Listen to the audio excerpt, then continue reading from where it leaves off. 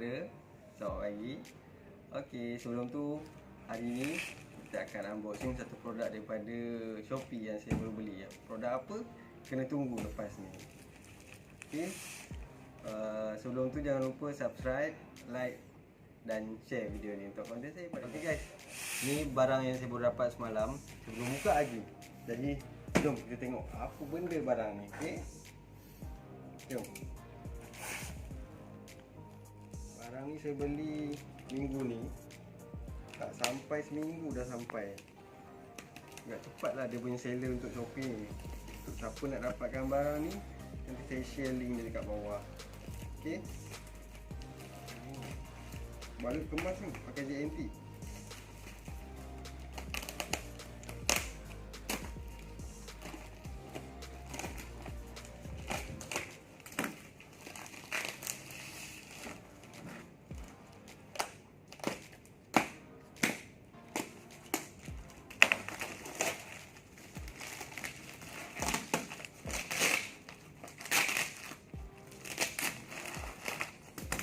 Dia boleh balut sendiri ya.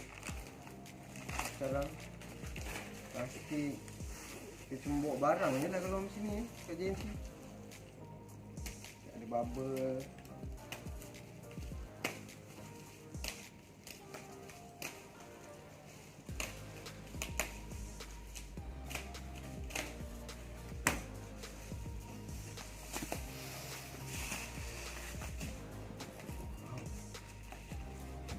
Hitam.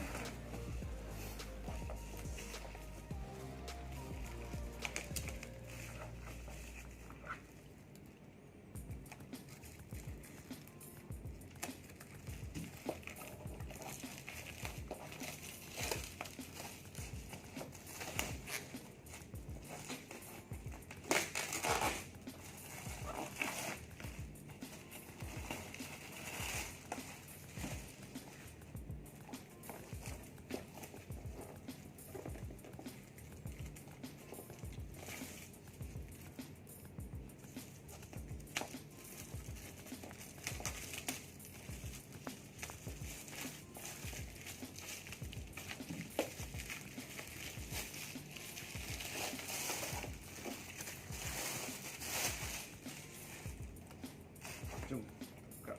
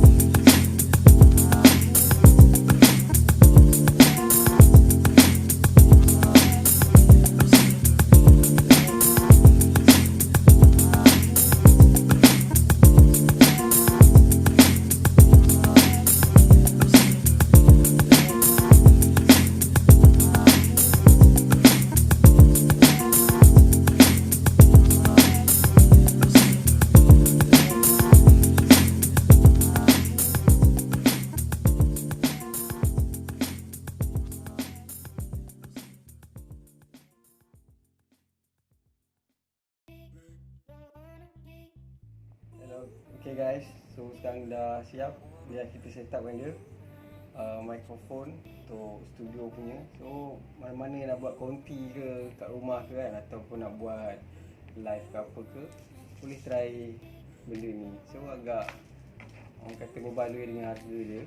So kita dah ada microphone yang boleh adjustable punya. Korang boleh ikutlah nak buat kat rumah ke kat mana ke. Dia ada bagi juga untuk direct ke PC. Ini dia punya mic ni, cucuk dekat sini dan boleh cucuk dekat korang punya ni. Kalau ada apa nama capture card ataupun audio mixer lagi cun lah.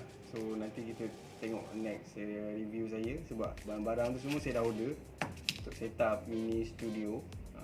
Jadi jangan lupa subscribe, like dan share untuk konten saya akan datang. Okay, bye.